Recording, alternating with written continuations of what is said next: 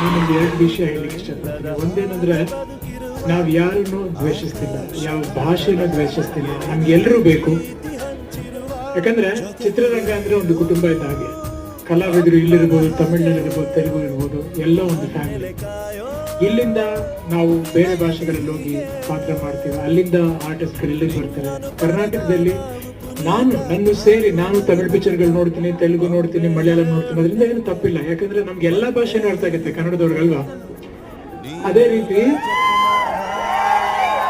ನಾವು ಬೇರೆ ಭಾಷೆಗಳ ಚಿತ್ರ ನೋಡ್ತಿದ್ವಿ, ಇಲ್ಲಿ ಚೆನ್ನಾಗೇ ಹುಡ್ತಾ ಇದೆ. 56 ವರ್ಷದಿಂದ ಇಲ್ಲದೆ ಇರೋದು ಇವತ್ತು ಯಾಕೆ? ಅದನ್ನ ನಾವೇ ಕೂತ್ಕೊಂಡು